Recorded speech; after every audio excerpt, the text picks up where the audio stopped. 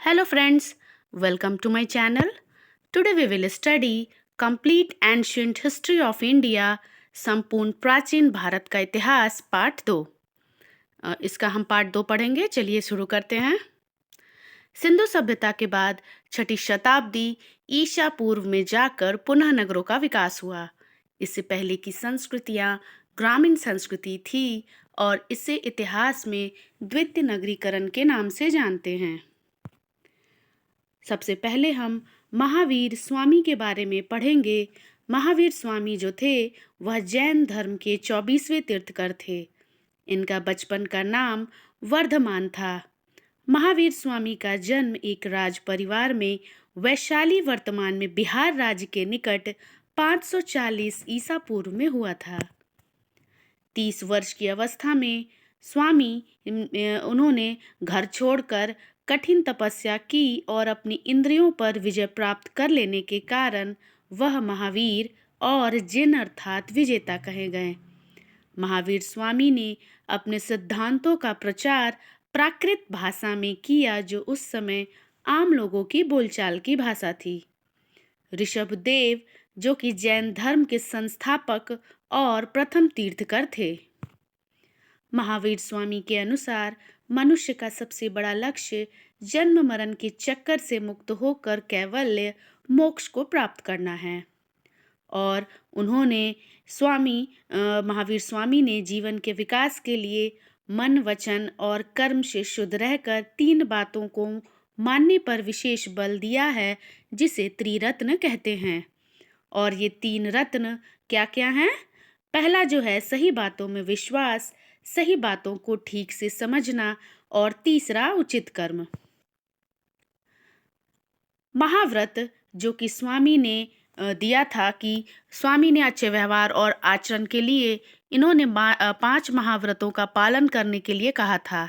और ये महाव्रत हैं जीवों को ना मारना, सच बोलना, चोरी ना करना, अनुचित धन न जुटाना और इंद्रियों को वश में रखना। महावीर स्वामी के जैन अनुयायी 2 संप्रदायों में बटे। पहले जो हैं वह श्वेतांबर कहलाते थे जो सफेद कपड़े पहनते थे और दिगंबर जो निर्वस्त्र रहते थे। अब हम महात्मा बुद्ध के बारे में पढ़ेंगे। गौतम बुद्ध को महात्मा बुद्ध के नाम से जाना जाता है। महात्मा बुद्ध बौद्ध धर्म के संस्थापक थे और इनका जन्म ईसा से 563 वर्ष पूर्व नेपाल में कपिलवस्तु के निकट लुम्बिनी नामक स्थान में हुआ था। कहाँ पर हुआ था? नेपाल में और कपिलवस्तु के निकट लुम्बिनी नामक स्थान पर। महात्मा बुद्ध के पिता शुद्धोधन जो कि शाक्य गणराज्य के राजा थे। महात्मा बुद्ध के बचपन का नाम क्या था? सिद्धार्थ था। और एक बार जब सिद्धार्थ अपने रथ पर बैठकर घूमने जा रहे थे तभी उन्हें रास्ते में सबसे पहले एक वृद्ध को देखा, फिर एक बीमार व्यक्ति को और उसके बाद एक मृत व्यक्ति को और उसके बाद एक साधु को देखा। यह प्रश्न काफ़ी क्वेश्चंस में आते हैं। इनको सीक्वेंस में लगाने के लिए ये क्वेश्चंस मिलती हैं।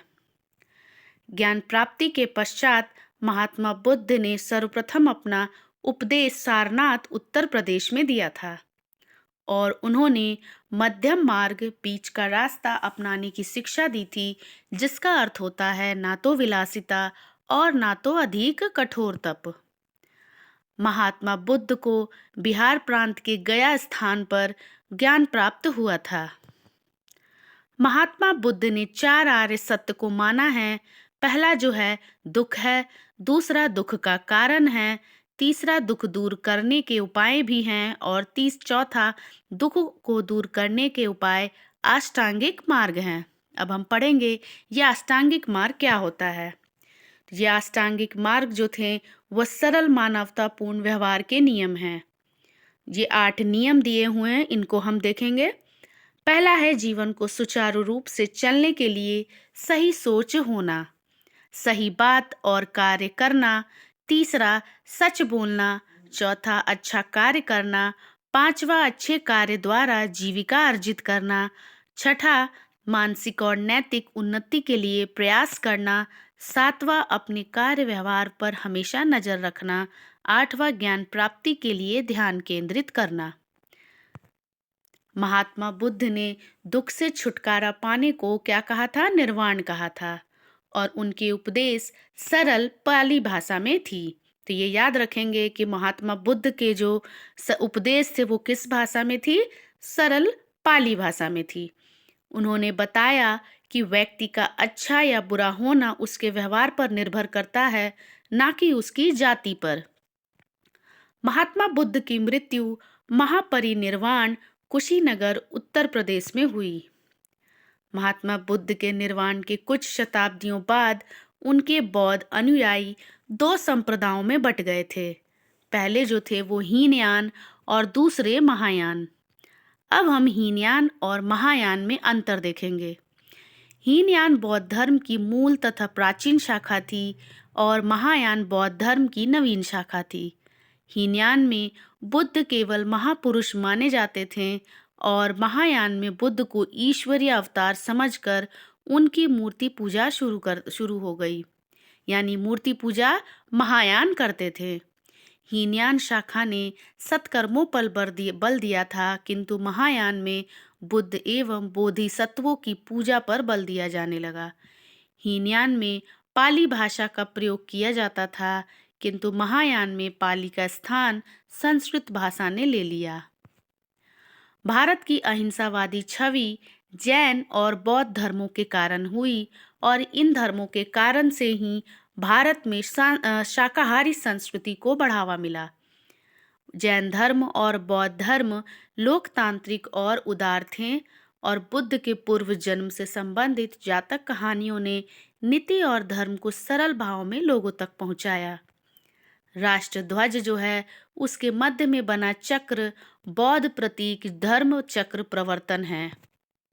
बौद्ध पुस्तक अंगुत्तर निकाय में 16 महाजनपदों का उल्लेख मिलता है और इन महाजनपदों में 14 में राजतंत्र तथा 2 में गणतंत्र था। राजतंत्र जनपद कैसे होते थे? इन राज्य का जो अध्यक्ष होते थे वो राजा होते थे, लेकिन गणतंत्र महाजनपद में ऐसे राज्यों का शासन राजा द्वारा ना होकर गण अथवा संघ द्वारा होता था। 16 महाजनपदों में मगध, कौशल, वत्स एवं अवंती अत्यंत शक्तिशाली थे। इन महाजनपदों में भी मगध और अवंती जो थे वह सबसे ज्यादा महत्वपूर्ण थे। गणतांत्रिक व्यवस्था वाले महाजनपद वज्जी की राजधानी के रूप में वैशाली का विशिष्ट राजनीतिक महत्व था और यह संपूर्ण वज्जी परिसंघ का मुख्यालय था। अब हम देखेंगे इन 16 महाजनपदों के नाम, जिनमें से 14 राजतांत्रिक जनपद थे। वो कौन कौन से थे? पहले जो थे वह अंग, जो कि मुंगेर एवं भागलपुर जिला का भाग है, मगध, पटना, गया, शाहाबाद जिले के कुछ भाग, काशी, वाराणसी, कौशल, अयोध्या, गोंडा, बहराइच, वत्स, प्रयागराज, मिर्जापुर, चेदी आधुनिक बुंदेलखंड और कुरु आधुनिक हरियाणा एवं दिल्ली का भाग, पांचाल उत्तर प्रदेश के बरेली, बदायूं व फर्रुखाबाद जिले का क्षेत्र, सूरसेन, ब्रिजमंडल और मथुरा के भाग, मत्स्य, अलवर, भरतपुर और जयपुर, अवंती, आधुनिक मालवा, अशमक, नर्मदा एवं गोदावरी नदियों के बीच का भाग, गांधार पाकिस्तान का पश्चिमी और अफगानिस्तान का पूर्वी क्षेत्र, कंबोज पाकिस्तान का आधुनिक हजारा जिला। ये हमारे 14 राजतांत्रिक जनपद थे। नेक्स्ट हम देखेंगे 2 गणतांत्रिक जनपद जो थे वो कौन से थे? वज्जी, जो कि बिहार में गंगा नदी के उत्तर का भाग है, और दूसरा मल्ल, जो कि देवरिया, कुशीनगर, बस्ती, गोरखपुर एवं सिद्धार्थनगर का क्षेत्र है। 6ठी शताब्दी की ईसा पूर्व में नंदों के साम्राज्य की स्थापना हुई तथा मगध में क्रमशः 3 राजवंशों का शासन हुआ। तो मगध में जो 3 राजवंश थे वह कौन कौन से थे? हर्यंक वंश, शिशुनाग वंश और तीसरा नंद वंश। नंद वंशों के बारे में हम पढ़ेंगे। नंद वंशों का जो शासन था वह लगभग 220 वर्षों तक रहा और मगध साम्राज्य नंद वंशों के समय का विशाल साम्राज्य था। धनानंद नंदवंश का अंतिम शासक था, जिसके शासनकाल में सिकंदर का भारत पर आक्रमण हुआ था। तक्षशिला के राजा आम्भी ने सिकंदर को भारत पर आक्रमण करने का आमंत्रण दिया था।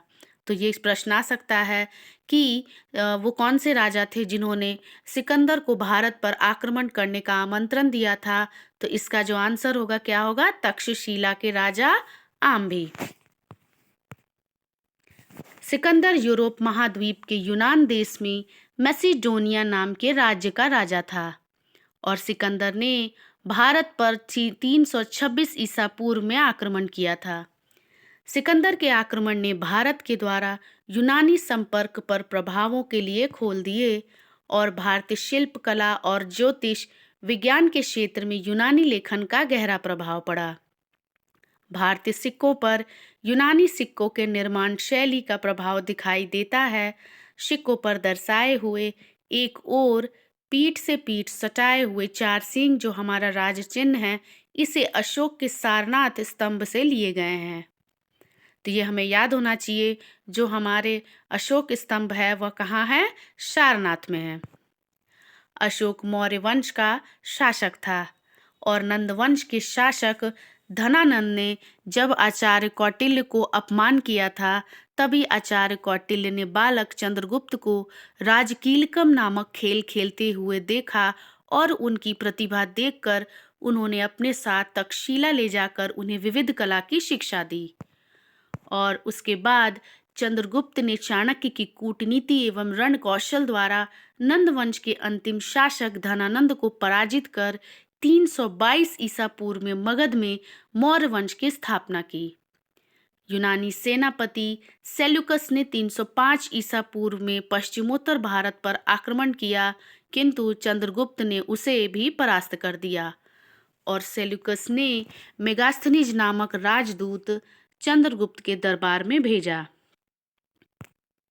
सेल्यूकस को चंद्रगुप्त से एक संधि करनी पड़ी, जिससे चंद्रगुप्त को हिंदू कुश पर्वत तक के प्रांत उपहार में मिले।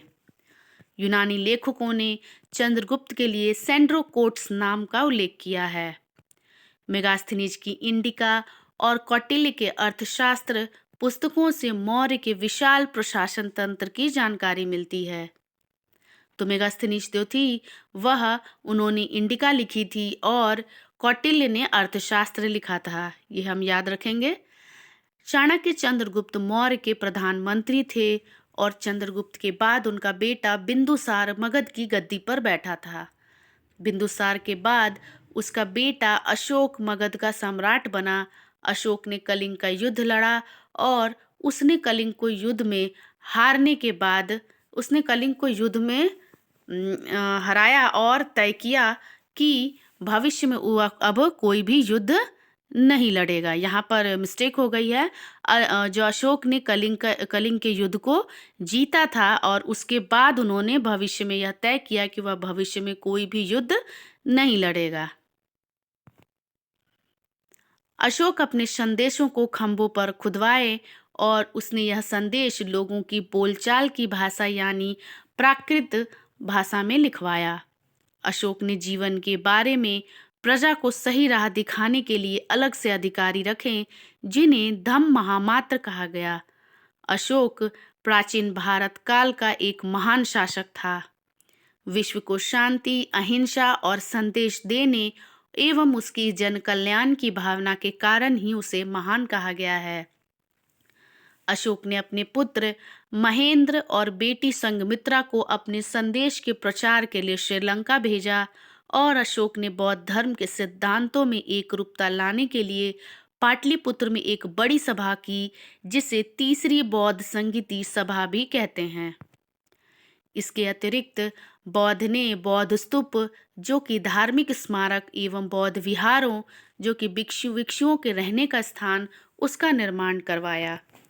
सांची स्तूप के निर्माण की शुरुआत अशोक ने ही कराई थी। विश्व के इतिहास में अशोक के समान उदार व मानवतावादी सम्राट आज तक नहीं हुआ है। अब हम देखेंगे जो प्रथम बौद्ध संगीति जो सभा है वह किसने करवाया था, अजातशत्रु के समय। द्वितीय बौद्ध संगीति काला अशोक के समय तृतीय बौद्ध संगीति अशोक के समय और चतुर्थ बौद्ध संगीति कनिष्क के समय। मौर्य साम्राज्य का पतन। तो अशोक के दुर्बल उत्तराधिकारियों के कारण देश में विदेशी आक्रमण होने लगे, जिसमें पुष्यमित्र शुंग जो था वह मौर्य साम्राज्य में सेनापति था। उसने अंतिम मौर्य सम्राट बृहद्रथ की हत्या कर मौर्य साम्राज्य पर कब्जा कर लिया और इस प्रकार मौर्य साम्राज्य का पतन हो गया। मौर्य साम्राज्य के समकालीन सुदूर दक्षिण में 3 राज्य चोल जो कि कारोमंडल तट, चेर, केरल एवं पांड्य दक्षिणी छोर थे। इन राज्यों के इतिहास की जानकारी तमिल भाषा के प्राचीनतम साहित्य संगम साहित्य में मिलती है, जो प्रथम शताब्दी में लिखा गया था। अब हम शुंग वंश के बारे में पढ़ेंगे, जो कि मौर्य समाज के पतन के बाद इसके मध्य भाग की सत्ता जो है वह शुंग के वंश के हाथों में आ गई। शुंग जो थे वह उज्जैन प्रदेश के निवासी थे और इनके पूर्वज मौर्य के सेवा में थे। शूर वंश का संस्थापक पुष्यमित्र शुंग था, जो अंतिम मौर्य सम्राट बृहद्रथ का सेनापति था। कण्व वंश अंतिम शुंग शासक देवभूति की हत्या करके उसके सचिव वासुदेव ने 75 ईसा पूर्व में कण्व वंश की नींव रखी। इसमें केवल 4 ही शासक हुए, जो कि पहले थे वसुदेव, भूमिमित्र, नारायण व सुशर्मन। अंतिम शासक जो था वह सुशर्मन था और उसकी हत्या 30 ईसा पूर्व में सिमुक द्वारा की गई। सातवाहन वंश लगभग 30 ईसा पूर्व से 203 ईस्वी तक रहा और सातवाहन वंश का संस्थापक जो था वह कौन था? सिमुक था। उसके उत्तराधिकारियों ने अपने पराक्रम से एक विशाल राज्य की स्थापना की और इसके शासकों ने अभिलेख एवं सिक्कों में अपने नाम के साथ अपनी माता का नाम भी अंकित करते थे। सातवाहन वंश के शासक वैदिक धर्म के अनुयायी थे और इन्होंने सभी धर्म के प्रति समान दृष्टिकोण अपनाया। बौद्ध भिक्षुओं को भी भूमि तथा ग्राम दान में दिए। इसी समय पत्थर की ठोस चट्टानों को काटकर चैत्यों और विहारों का निर्माण हुआ और इनमें कार्ले का चैत्य मंडप जो था वह बहुत प्रसिद्ध है। चैत्य बौद्ध धर्म के प्रार्थना स्थल होते थे। हिंद यूनानी शासक मिनांडर इसको मिलिंद नाम से भी जाना जाता था और उसकी राजधानी पंजाब में शाकला जो कि आधुनिक सियालकोट थी। यूनानियों के बाद शकाए और शक शासकों में रुद्रदामन प्रथम जो था वह सबसे अधिक विख्यात शासक था। शक के बाद पहलव जो कि पार्थियाई ईरान से भारत आए और पहलवों के बाद ही हमारे कुषाण आए। कुषाण शासकों में कनिष्क प्रथम जो था वह सर्वाधिक विख्यात शासक हुआ और वह इतिहास में 2 कारणों से प्रसिद्ध हुआ। पहला, उसने 78 ईस्वी में एक संवत चलाया जो शक संवत कहलाता है और भारत सरकार द्वारा प्रयोग में लाया जाता है। दूसरा, उसने बौद्ध धर्म को अपनाकर कश्मीर में चौथी बौद्ध संगीति को भी आयोजित करवाया था। पारस्परिक आदान प्रदान में हम देखते हैं कि भारतीयों ने हिंद यूनानी और कुषाणों से सोना व चांदी को पिघलाकर सिक्के बनाने का नया तरीका सीखा और इन सिक्कों में राजाओं के चित्र भी बहुत ही सुंदर व स्पष्ट थी। शक व कुषाण पगड़ी, कुर्ती, पजामा, लंबे जूते और भारी लंबे कोट शेरवानी को प्रचलन में लाए। मध्य एशिया व रोमन साम्राज्य से संपर्क होने से भारी मात्रा में सोना प्राप्त हुआ। कांच के बने बर्तन को बनाने की तकनीक भी प्रगति हुई। कुषाण काल में नगरीकरण चोटी पर पहुंच गया था। इसके उदाहरण में कनिष्क ने तक्षशिला पुरुषपुर नगर का सुंदरीकरण किया और कश्मीर में कनिष्कपुर नगर आज जो कि आधुनिक गाजीपुर श्रीनगर के पास है उस नगर को बसाया। कुषाणों ने चीन से मध्य एशिया होते हुए रोमन साम्राज्य को जाने वाले प्रख्यात रेशम मार्ग पर नियंत्रण कर लिया, जिससे भारत व्यापार के लिए नए अवसर मिले और भारत में व्यापार की वृद्धि हुई। भारत को हिंद यूनानियों के संपर्क से खगोल एवं ज्योतिष शास्त्र में प्रगति हुई। सप्ताह के हर दिन को ग्रहों के नाम से पुकारना हमने यूनानियों से ही सीखा है। यूनानी औषधि पद्धति के विषय में भी जानकारी हुई और कनिष्क के समय ही चरक नामक चिकित्सक हुए। चरक ने चरक संहिता नाम की एक पुस्तक लिखी जिसमें लगभग 600 से ज़्यादा औषधियों के बारे में लिखा है, और यह संहिता निर्देश देती है कि चिकित्सक को अपने मरीजों से विश्वासघात नहीं करनी चाहिए। कुषाण काल की कला के दो प्रमुख केंद्र जो थे वह मथुरा एवं गांधार थे। बुद्ध की प्रतिमा की कल्पना एवं निर्माण सर्वप्रथम गांधार मूर्ति शैली के मूर्तिकारों द्वारा की गई, और इन मूर्तियों में बुद्ध को आध्यात्मिक मुद्रा एवं लहराते बालों के साथ सिर पर जटा या उभार को दिखाया गया है। और गांधार शैली की जो मूर्तियां थी वह स्लेटी या नीले धूसर बलुआ पत्थर का प्रयोग किया जाता था, और मथुरा मूर्ति शैली के मूर्तिकारों द्वारा निर्मित बुद्ध की पद्मासन में बैठी मूर्ति प्राप्त हुई है। सिर के पीछे प्रभा मंडल है तथा चेहरे पर प्रसन्नता का भाव है।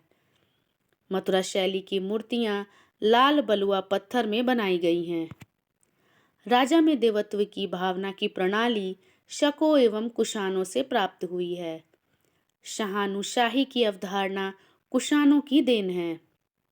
चीन ने बौद्ध चित्रकला भारत से सीखी है, और भारतीय संस्कृति में सहिष्णुता, सामाजिक मेलजोल, लचीलापन, उदारवादिता, वसुदेव कुटुंबकम को ही आदर्श माना गया है। इसी कारण यह हमारी भारतीय संस्कृति जो है वह आज भी विद्यमान है, जबकि अन्य समकालीन प्राचीन सभ्यताएं जैसे कि मेसोपोटामिया, मिस्र, यूनान एवं रोम जो है वह विलुप्त हो चुके हैं और उनके भौतिक अवशेष ही बचे हैं।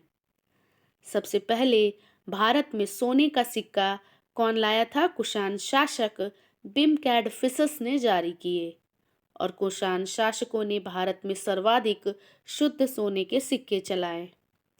इसी समय बौद्ध धर्म दो संप्रदायों में बट गया, हीनयान और महायान, और कनिष्क महायान का संरक्षक था।